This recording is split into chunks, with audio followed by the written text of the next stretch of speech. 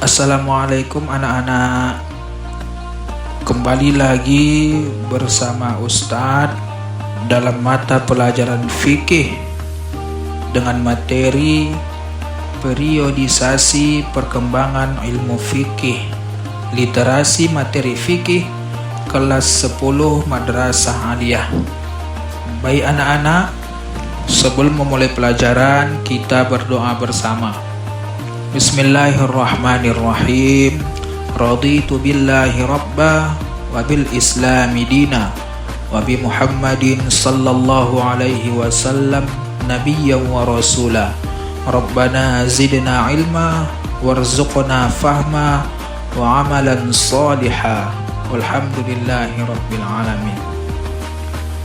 Anak-anak, periodisasi perkembangan ilmu fikih. Perkembangan fikih Islam terbagi menjadi 4 periode. Yang pertama, periode Nabi Muhammad. Yang kedua, periode sahabat. Yang ketiga, periode tadwin. Dan yang keempat, periode taklid. Periode Nabi Muhammad. Pada periode ini, ilmu fikih Islam mulai muncul dengan bersumber pada Al-Quran dan hadis-hadis Nabi. Periode ini terbagi dalam 2 periode. Yang pertama periode Mekah, yang kedua periode Madinah. Periode Mekah yang pertama, periode ini berlangsung selama 12 tahun dan beberapa bulan selama Nabi menetap di Makkah. Dimulai beliau diangkat sebagai Nabi hingga hijrah ke Madinah.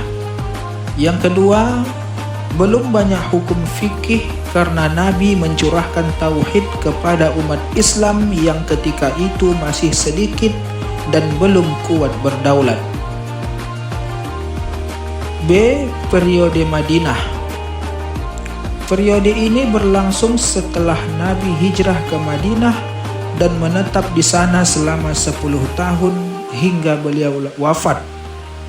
Kemudian diturunkan surat-surat Madaniyah yang berisikan hukum-hukum fikih. Periode sahabat yang pertama dimulai setelah Nabi wafat dan berakhir pada masa Muawiyah bin Abi Sufyan menjabat sebagai khalifah pada tahun 41 Hijriah. Yang kedua, para sahabat berijtihad terhadap permasalahan hukum baru yang belum ada nasnya. Yang ketiga, menggunakan sumber hukum Islam, Al-Quran, hadis, ijma' dan qiyas. Yang keempat, pada periode ini belum ada pembukuan fikih. Periode tadwin bagian 1. Pada masa Abbasiyah terjadi pembukuan dan penyempurnaan fikih.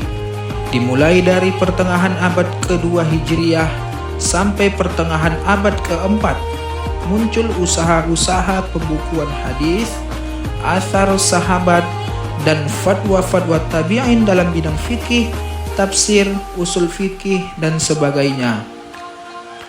Periode tadwin bagian kedua, pada masa ini muncul pula mazhab-mazhab fikih yang banyak mempengaruhi perkembangan hukum Islam. Di antaranya ialah Imam Abu Hanifah, Imam Malik, Imam Syafi'i, dan Imam Ahmad bin Hambal. Periode taklid bagian 1. Masa taklid adalah masa ketika semangat himmah para ulama untuk melakukan ijtihad mutlak mulai melemah dan mereka kembali kepada dasar tasyri' yang asasi dalam pengistimbatan hukum dari nas Al-Quran dan Sunnah. Periode taklid bagian kedua, sebab-sebab taklid. Yang pertama, secara umum sikap taklid disebabkan oleh keterbelengguan akal pikiran sebagai akibat hilangnya kebebasan berpikir. Yang kedua, para ulama saat itu ada yang kehilangan kepercayaan diri untuk berijtihad secara mandiri. Periode taklid bagian ketiga. Banyaknya kitab fikih dan berkembangnya sikap berlebihan dalam mengamalkannya. Hilangnya kecerdasan individu dan merajalelanya hidup materialistik. Periode taklid bagian 4. Aktivitas ulama di masa taklid mempropagandakan mazhab dan aliran mereka masing-masing. Mereka menulis kitab-kitab yang menjelaskan keistimewaan imam mereka masing-masing dan memberi fatwa pula bahwa orang yang bertaklid atau muqallid tidak boleh menggabungkan mazhab satu dengan mazhab lainnya.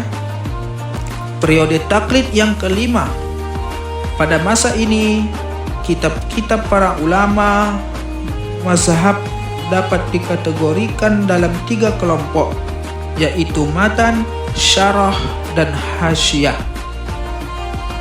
Matan adalah kumpulan masalah-masalah pokok yang disusun dengan bahasa yang sederhana dan mudah. Syarah merupakan komentar dari kitab matan agar lebih terperinci, sedangkan hasyiah adalah komentar dari syarah yang dirasa masih perlu dijabarkan atau diperinci kembali. Terima kasih. Wassalamualaikum warahmatullahi wabarakatuh.